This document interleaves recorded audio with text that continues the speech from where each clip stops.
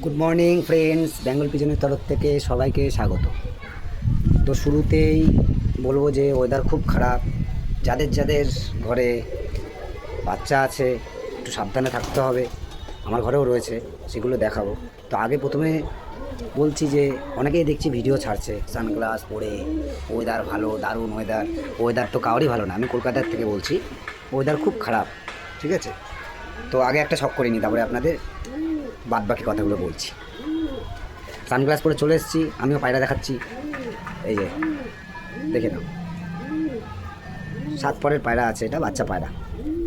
এই যে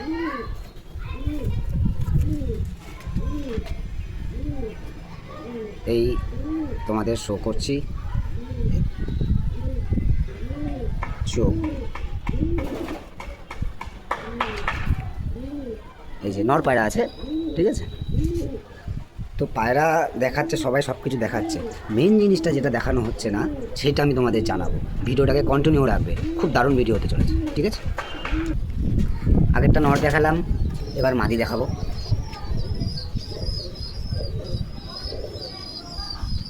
চোখ,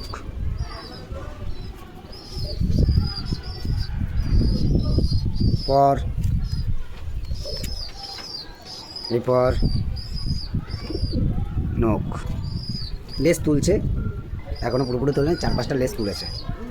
তো সবাই তো হাতে পায়রা নিচ্ছ, পায়রা দেখাচ্ছ, ভালো খারাপ মন্দ সবই তো বোঝাচ্ছ। মেন জিনিসটা তো দেখাচ্ছ না দাদা। মেন জিনিসটা আমি দেখাচ্ছি। মেন জিনিসটা কি জানো? নতুন যারা পায়রা লাইনে আসবে তাদের বলতে চাই মেন জিনিসটা কি।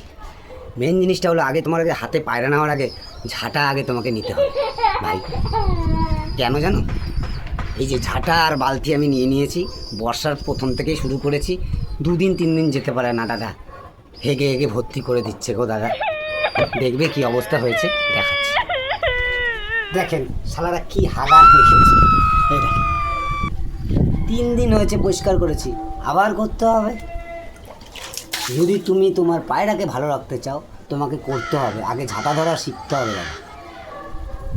পায়রা হাতে পেলাম, মোবাইলে ছবি তুলে নিলাম, আর পায়রা আমার সুন্দর আছে এই আছে বললাম, কিন্তু পেছনে ব্যাকগ্রাউন্ডের যে কষ্টটা আছে দাদা, ওইটাও একটু দেখাও।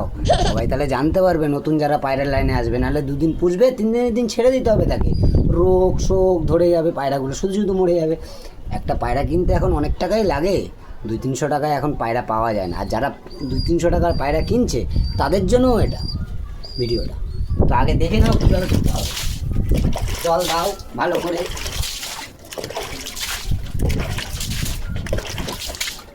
এবার ডলতে থাকো।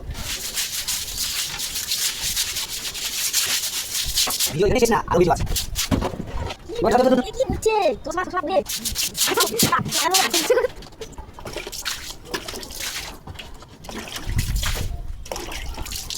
ভিডিওর মাঝখানে ছোট একটু বাচ্চা দেখিয়ে দিই আপনাদের। ছোট ছোট রানিং রাখুন বাচ্চাগুলো, ঠিক আছে? দেখতে থাকুন আপনারা, আর আমিও একটু ধোয়া বাগলা করি। জল দিয়ে ধোয়ার পর আপনাদের দেখাবো তারপর কী কী দিতে হয়। বাবা তুমি নিয়ে এসেছিল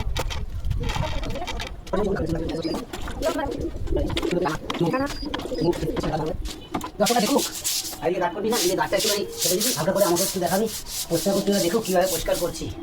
ঝাঁটা তোমাকে নিতেই হবে বন্ধু, তাহলে কিন্তু পায়রা পুষতে পারবে। আগে ঝাঁটা, তারপর পায়রা হাতে, ঠিক আছে?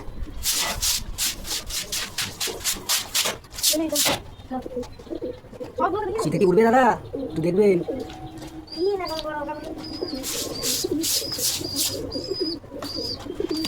জল দিতে হবে, ঝাঁটা মারতে হবে। শীতে যদি ওড়াতে চাও, আর না হলে ঠান্ডা লাগবে, রোগ ঢুকবে, শীতে পায়রা উড়বে না, শীতে আরও রোগ ঢুকবে, সব পায়রা শেষ, কিচ্ছু করার নেই। বিগত দিনের অভিজ্ঞতা দিয়ে বলছি দাদা। তো মোটামুটি ধোয়া কমপ্লিট ভাই, ঠিক আছে? জল দিন, এই জল দিন।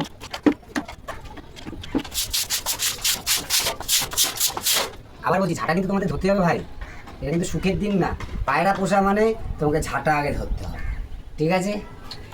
তো আরেকটা জিনিস বলে দিই, ভিডিওতে দেখাচ্ছে নানান রকম, মানে পায়রার ঘরে দেওয়ার জন্য নানান রকম মেডিসিন, বলতে যে লিকুইড ব্যবহার করে। তো আমি ভাই লিকুইড ফুকুইড কিছু ব্যবহার করি না, আমি ব্যবহার করি শুধুমাত্র ফিনাইল। বাঙালির ছেলে ভাই, ছোটোবেলা দিয়ে ফিনাইল দেখেছি, তো ওইটাই ব্যবহার করতে শিখেছি। ঠিক আছে, এই যে ফিনাইল আমি নিয়ে নিয়েছি, এই হালকা একটু দেবো ভেতরে পুরো। দেওয়ার পর তোমাকে বাচ্চাটা যেগুলো দেখানো হলো দেখলে একটু বক্স হয়েছে, মশাগুলোও থাকবে না, আমার কাজটাও হবে। আর এটা সুরক্ষিত, ছোটোবেলা থেকে আমরা দেখছি এটা।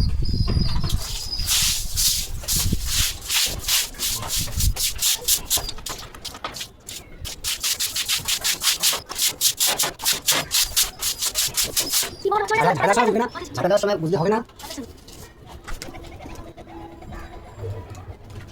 ঝাঁটা দেওয়ার সময় বুঝবে না, এসে ঝাঁটা দেওয়ার পরে জল যাতে ফিনাইলের জল যাতে না থাকে সেই জায়গাটাও তোমাকে দেখতে হবে। তাহলে কী হবে, ফিনাইলের জল যদি খেতে খায় তাহলে কিছু ক্ষতি হতে পারে। তো সেই জায়গায় দাঁড়িয়ে তোমাকে ফিনাইলের জলটা আস্তে করে ঝাঁটা দিয়ে বের করে দিতে হবে। এখানে এই ভিডিওটা মোটামুটি শেষ করলাম। নেক্সট ভিডিও নিয়ে আসবো, খুব ভালো ভিডিও, ওইটা আরও দারুণ ভিডিও হতে চলেছে। তোমরা সঙ্গে থাকো, পায়রা সুস্থ রাখো, সবাই মিলে সামনে শীতে ভালো করে পায়রা উড়াবো। ঠিক আছে বন্ধু, টাটা।